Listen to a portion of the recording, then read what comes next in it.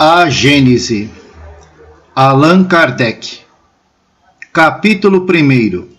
Caracteres da Revelação Espírita. Continuação. Item 41.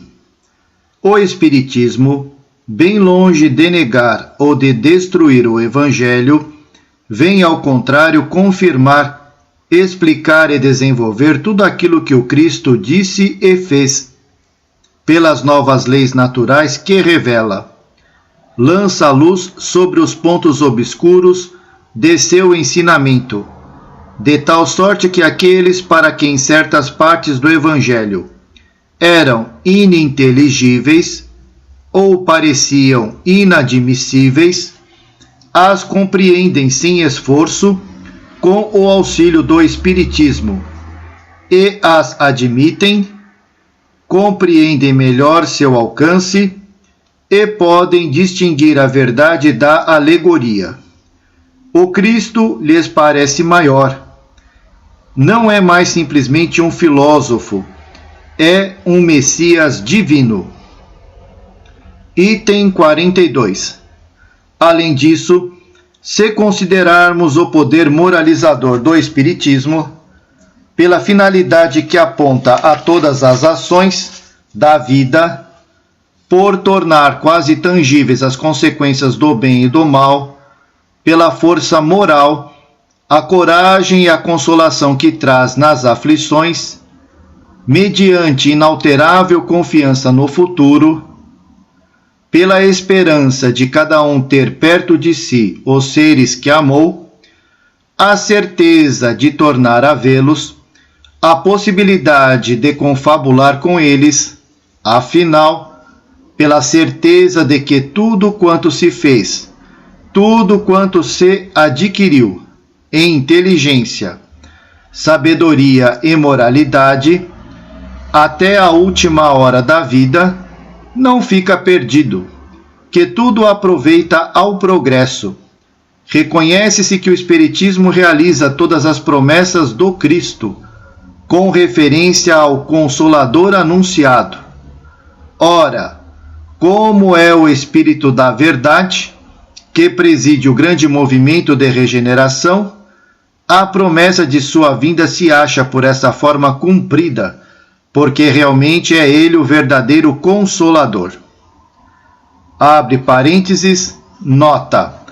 Muitos pais de família deploram a morte prematura de filhos, para cuja instrução fizeram grandes sacrifícios, e dizem a si mesmos que tudo isso é em pura perda. Com o Espiritismo, não se lastimam por tais sacrifícios, e estariam prontos a fazê-los, mesmo com a certeza de ver morrer seus filhos, pois sabem que, se estes não aproveitam essa educação no presente, ela servirá de princípio ao seu progresso como espíritos, pois aquilo que houveram adquirido numa nova existência, já que voltarão, lhes servirá como bagagem intelectual que os tornará mais aptos a adquirir novos conhecimentos. Tais são estes meninos que, ao nascer, trazem ideias inatas, que, por assim dizer, sabem sem ter necessidade de aprender.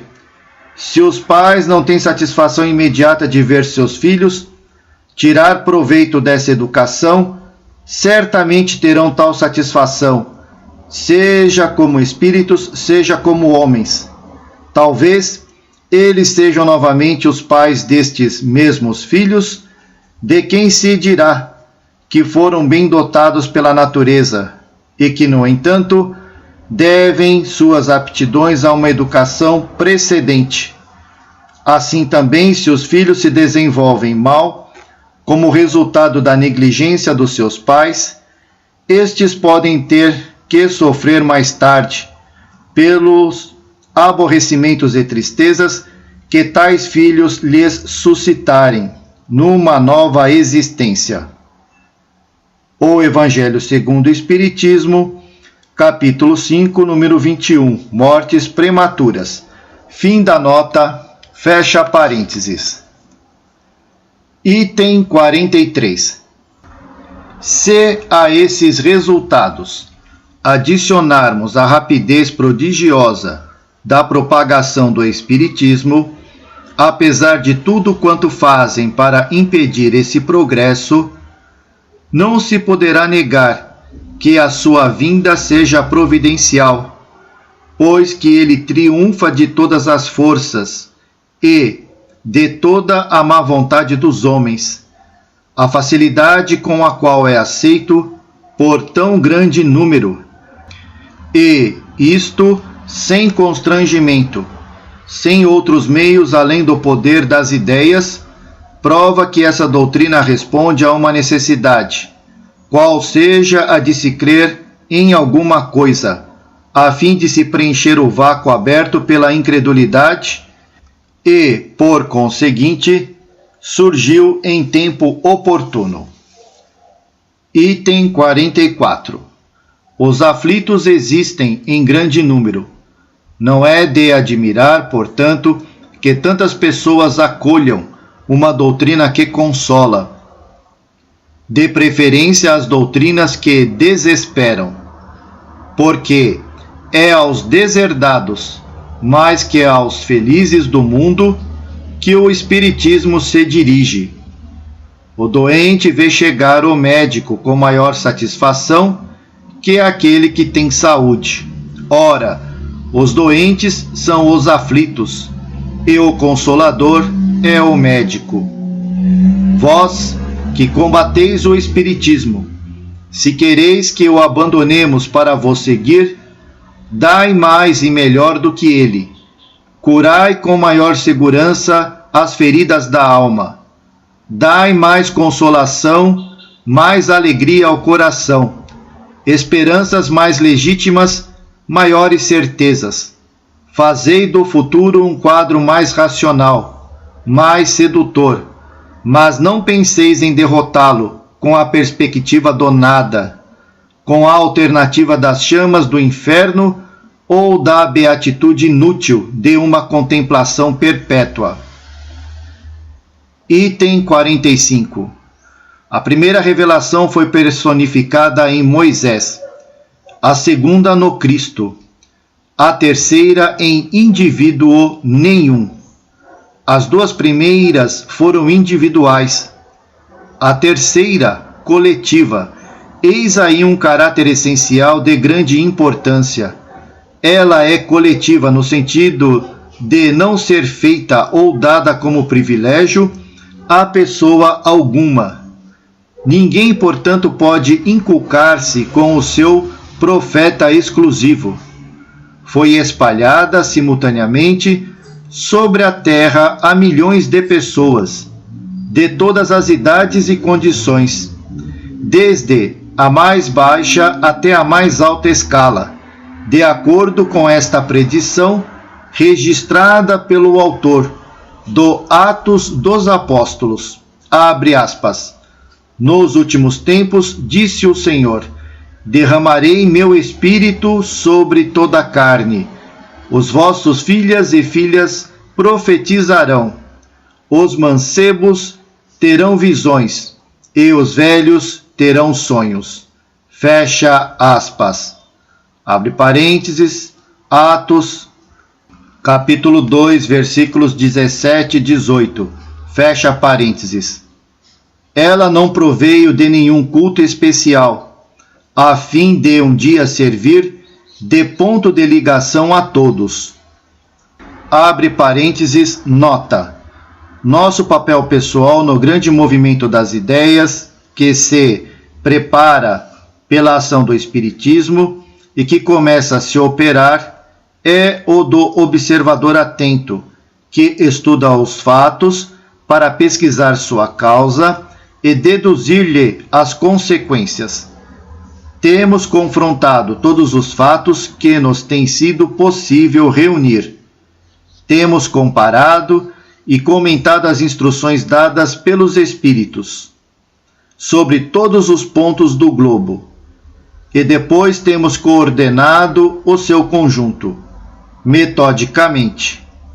Numa palavra, temos estudado e dado a público o fruto de nossas pesquisas, sem atribuir a nossos trabalhos outro valor, senão o de uma obra filosófica, deduzida da observação e da experiência, sem jamais nos colocarmos como chefe de doutrina, nem ter pretendido impor nossas ideias a ninguém.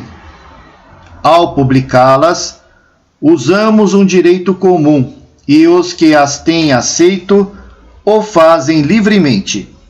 Se essas ideias têm encontrado numerosas simpatias, é que elas têm tido o mérito de dar resposta às aspirações do grande número, e disso não nos poderíamos vangloriar, pois tal não nos pertence.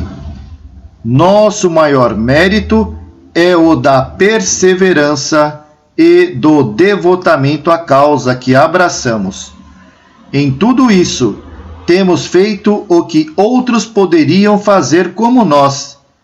É por isso que jamais tivemos a pretensão de nos crermos um profeta ou um Messias, e ainda menos de nos darmos como tal. Fim da nota, fecha parênteses. Item 46. As duas primeiras revelações, como fruto que são do ensino pessoal, permaneceram forçosamente localizadas, isto é, surgiram num só ponto, em torno do qual a ideia, pouco a pouco, se propagou. Entretanto, foram necessários muitos séculos para que alcançassem os extremos do mundo, sem o ocupar inteiramente. A terceira tem isso de particularidade, que não se achando personificada em um só indivíduo, produziu-se simultaneamente em milhares de pontos diferentes, os quais se tornaram centros ou focos de irradiação. Multiplicando-se esses centros, seus raios se reúnem pouco a pouco, como os círculos formados por um punhado de pedras lançadas na água, de tal maneira que, em determinado tempo, acabarão por cobrir toda a superfície do globo. Esta é uma das causas da rápida propagação da doutrina.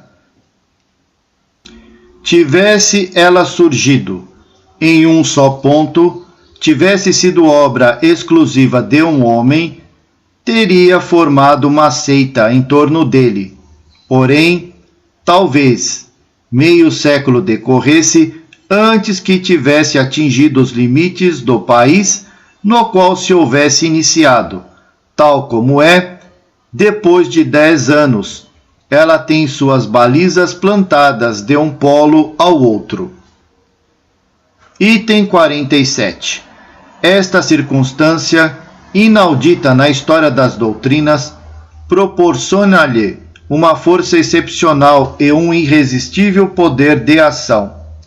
Realmente, se a comprimirem num ponto, em determinado país, será materialmente impossível que a persigam em toda parte e em todos os países. Em compensação, para um lugar onde lhe embaraçem a marcha, haverá 1000 outros em que florescerá. Mais tarde, se a ferirem no indivíduo, não poderão feri-la nos espíritos, que são a fonte de onde ela deriva.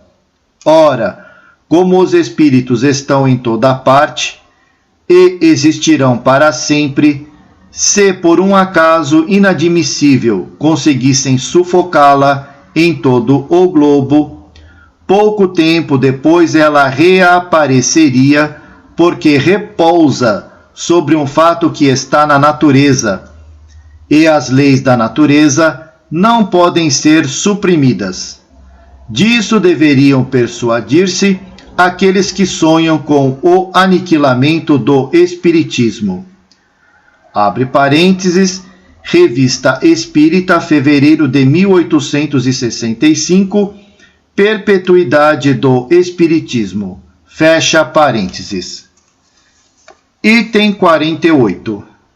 Disseminados os centros, poderiam, entretanto, permanecer ainda muito tempo isolados uns dos outros, confinados, como alguns se acham, em países longínquos. Faltava entre eles um traço de união, que os pusesse em comunhão de pensamentos com os seus irmãos de crença, para informá-los do que algures se fazia. Esse traço de união, que na antiguidade teria faltado ao Espiritismo, existe hoje nas publicações, que vão por toda parte, condensando sob uma forma única, concisa e metódica, o ensino proporcionado universalmente sob formas múltiplas em diversas línguas. Item 49.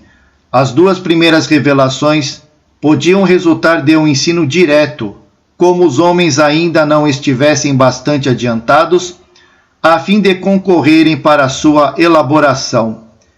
Elas teriam que ser impostas pela fé, sob a autoridade da palavra do Mestre. Notemos, entretanto, que há entre elas uma diferença bastante sensível, resultante do progresso dos costumes e das ideias, embora feitas entre o mesmo povo e no mesmo meio, porém com 18 séculos de intervalo. A doutrina de Moisés é absoluta, despótica. Ela não admite discussão e se impõe pela força a todo o povo. A de Jesus é essencialmente conselheira, é livremente aceita e não se impõe, senão pela persuasão. É controvertida, desde o tempo mesmo do seu fundador, que não desdenhava discutir com os seus adversários. Item 50.